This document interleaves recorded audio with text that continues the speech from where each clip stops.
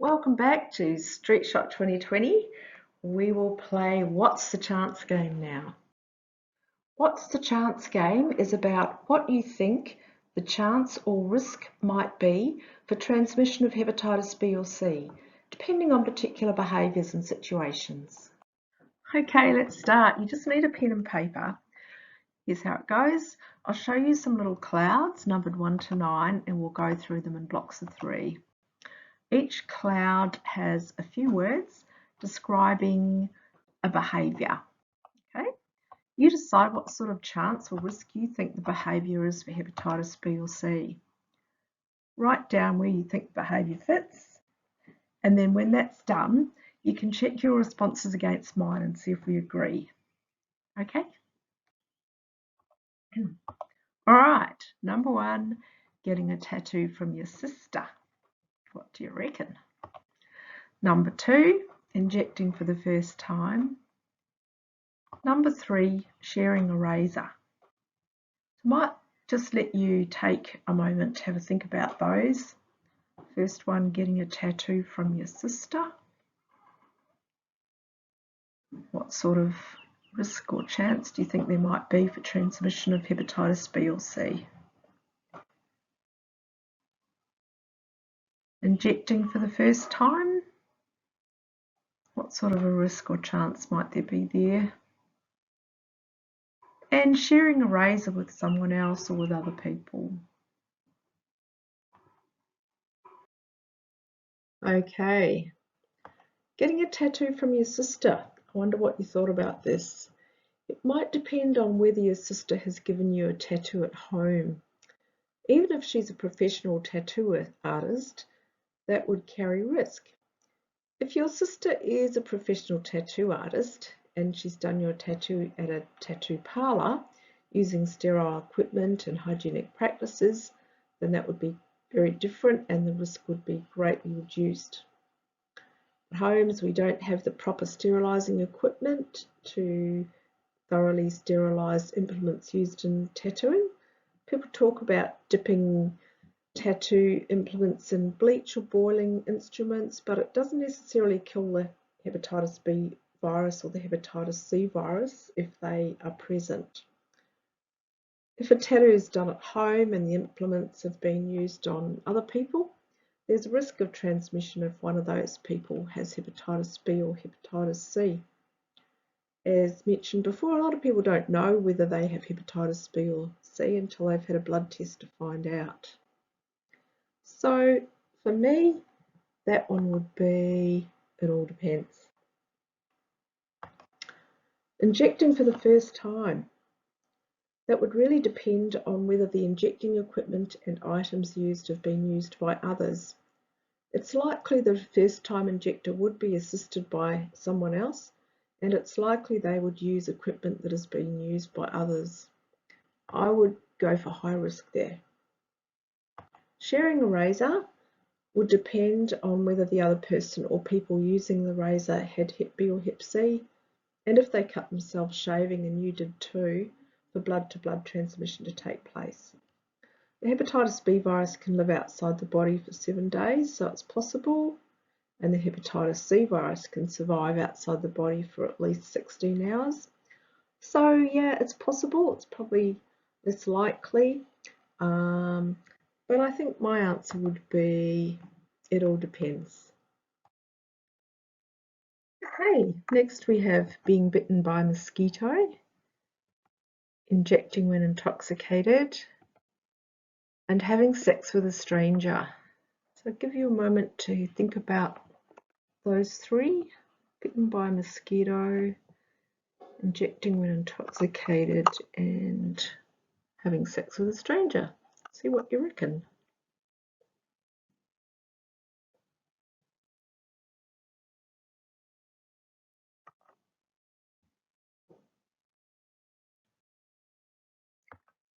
Okay, being bitten by a mosquito. There's only one right answer here, and that's no chance. Mozzies don't transmit hepatitis B or hepatitis C. Injecting when intoxicated. People often take more risks when they're intoxicated. An intoxicated person might be more inclined to share another person's injecting equipment and not think about the risks. So I'd go for high chance here. Having sex with a stranger. Wonder if a condom was used.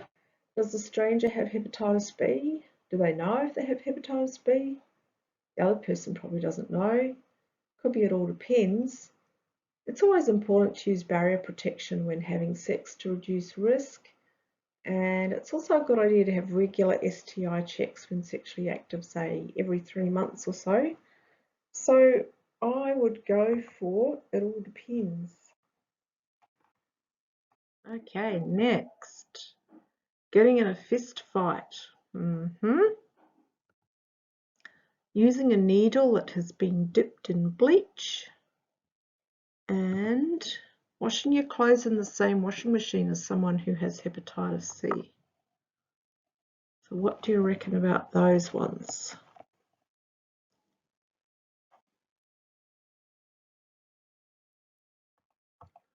Getting in a fist fight. Both fighters would need to be bleeding, such as perhaps open cuts on face and hands. It wouldn't be unusual for one person to have a blood nose and the other cut on their fist through the fight. In that case, the blood would be fresh and could mix pretty easily. One of the fighters would need to have hepatitis B or C for the virus to be transmitted. So I wonder, for me, I think it would be, it all depends. Using a needle that has been dipped in bleach. If the needle's been used by another person or other people, then the risk would be high if one or more of those people had hepatitis B or C. If a needle's been dipped in bleach, then it probably has been used by other people. So for me, it feels like a high chance. Washing your clothes in the same washing machine as someone who has Hep C. There's really only one answer for that, and that is no chance. The washing would get rid of any traces of the virus and they wouldn't be passed on to other people. Okay, now's the chance to just recap on what we've gone through and talk about a few points about disclosure. Disclosure means telling other people, whether people have to tell others that they have hepatitis B or C.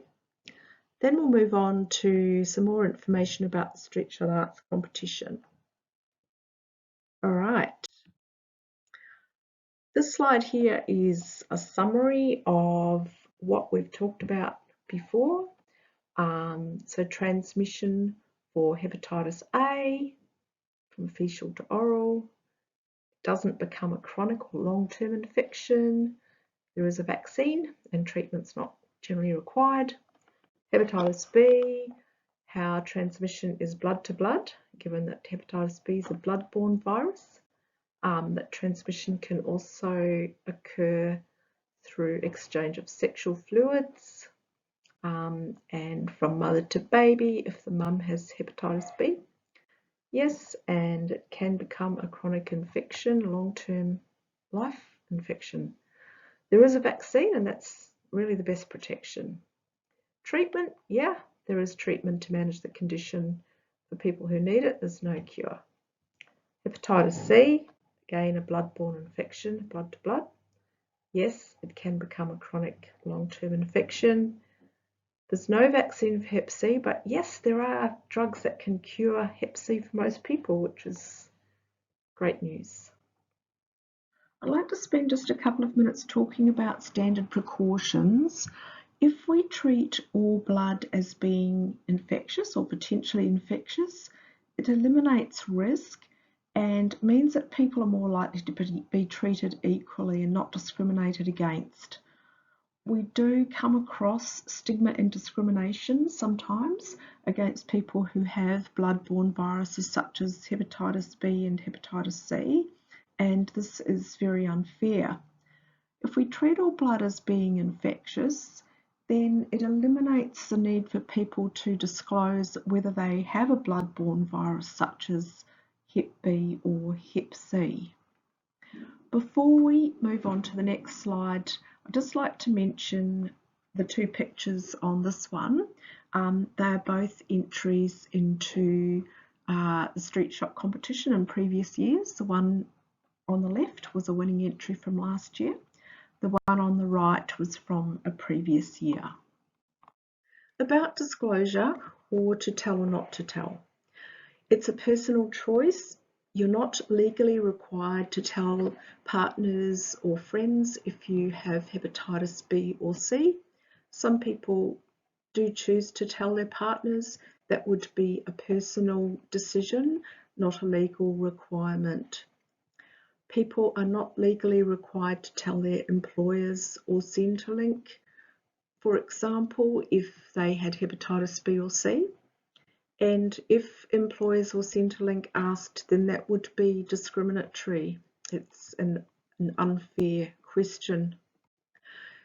You're not required to tell anyone else unless, for example, you wanted to join the armed forces, in which case you would be required to tell the employer. If you wanted to take out life insurance, you would need to tell the insurance company, and that would be the case with most medical conditions. If you wanted to donate blood, you would need to say, as mentioned before, the blood supply is screened really well, and people who have hepatitis B or C would not be permitted to donate blood. The blood wouldn't be accepted. You would need to tell an employer if you wanted to become a healthcare worker who does exposure-prone procedures. They're quite specific.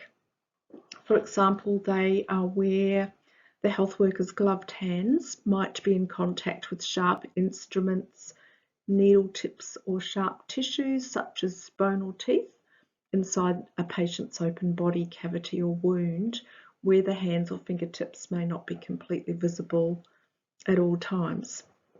You would need to tell the organiser of a cage fight or mixed martial arts competition. If you had hepatitis B or C, you would be required to be tested regularly for hepatitis B or C if you wanted to do those sports. All right, we're getting towards the end and the really exciting part, the StreetShot Arts competition. What's it all about? I'd like to invite you to create an arts piece that represents your understanding of viral hepatitis and what you would like other young people to know. It's an opportunity to pass on a message to other young people. In terms of what sort of project you'd like to create, that's totally up to you. The sky's the limit. So for example, it could be a video or a photo, but it's certainly not limited to that. Some people might like to do a drawing or a painting or a sculpture. Others might like to do perhaps a design for a badge or a t-shirt. Some might like to write a few lines for a rap song, or write a whole song, write a poem, or do a dance. It's really your choice and up to you. Along with your arts project, we would ask you to write just a few words describing how your arts piece relates to your understanding of viral hepatitis. The way that entries are submitted onto the StreetShot website is they're represented by photos or videos. So for example, if your arts piece was a drawing or a sculpture or something like that, you would take a photo of it to upload and submit. If your art piece was a moving piece, such as a dance or a song, you would video that and submit your entry as a video. There are some fantastic prizes on offer. Last year, the winning prize for a group entry where several young people worked together was $1,000 worth of vouchers. They're like cash vouchers that can be redeemed pretty much everywhere. The winning prize for the individual entry, and that's an entry by an individual person was vouchers to the value of $300. So they're pretty neat prizes. So when do the entries need to be in by? The deadline for entries to be submitted is Tuesday the 1st of September. Awards for winners will be announced at an online exhibition to take place Wednesday the 16th of September. And we'll provide some further information about that, about the online exhibition a little later on, a little closer to that time. We'd really encourage you to start work on your entries now while things are fresh in your mind. There's plenty of help available. There are instructions on the StreetShot website about uploading and submitting entries, and we'll make further information available to your teachers that they can discuss or pass on to you. You can also call us on the Hepatitis Victoria info line Monday to Friday between 9 and 5 p.m.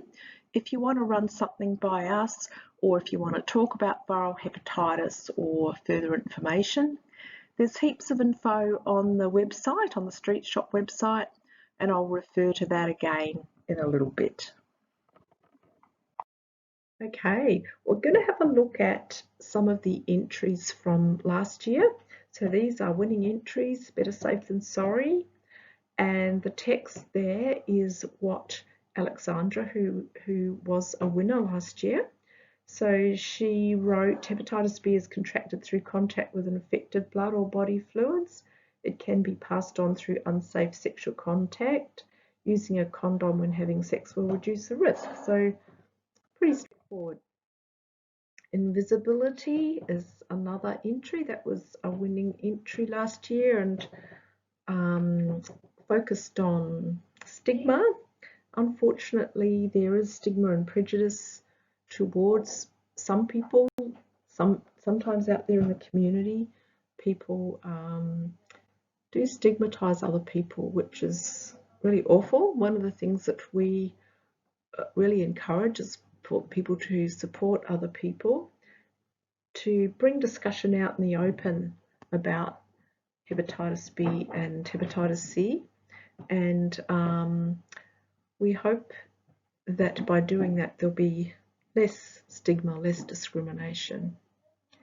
Once people are educated about the virus and transmission, stigma should reduce. So this entry, one drop is all it takes, is also a winning entry from the StreetShot competition from last year. We saw this image a little earlier in the presentation. The girls who produced this image have also described it as one drop is all it takes. Next, we're going to have a look at the winning video from 2019, and it's called Be Blood Aware from Wodonga TAFE.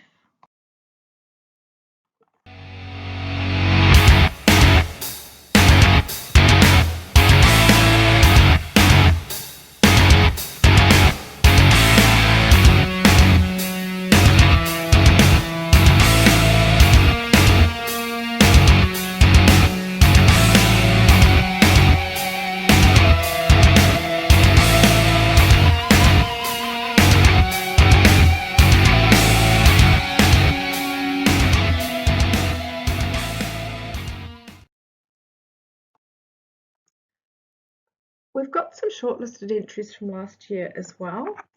There's Reach Out here from 2018.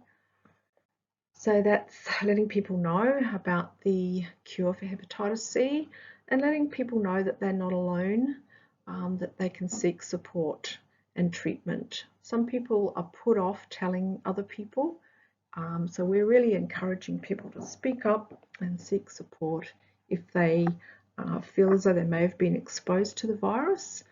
It's great to then get the treatment. Don't draw the bad luck card. The artist here is urging people who have hepatitis C to seek treatment. There's a 95% chance of a cure.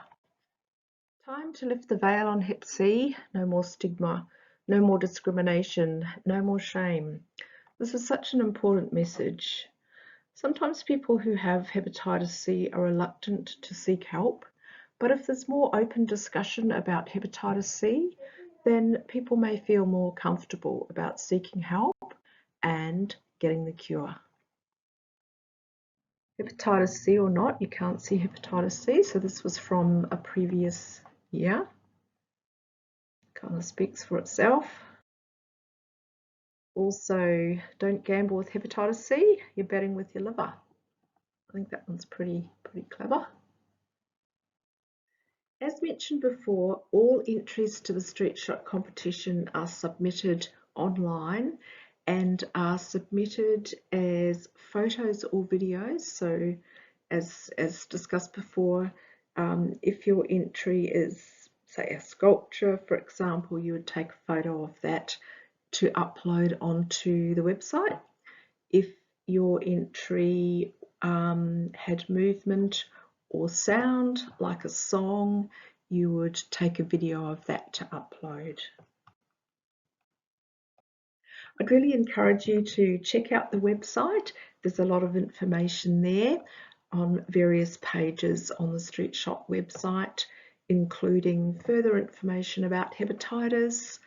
There's a gallery page that has examples of entries from previous years.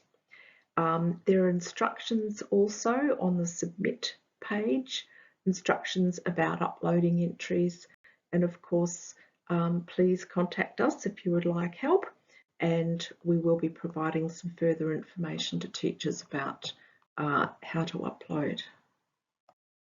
The gallery page is well worth a look. As I mentioned before, there are lots of examples of winning entries and shortlisted entries from previous years. I do hope you choose to enter the competition. I'll really look forward to seeing your entries. Well, that brings us to the end of the second presentation. We'd really appreciate your feedback. Can I ask that you please complete the feedback form and return that to your teacher so that can be passed on to us. Okay, bye for now and best of luck.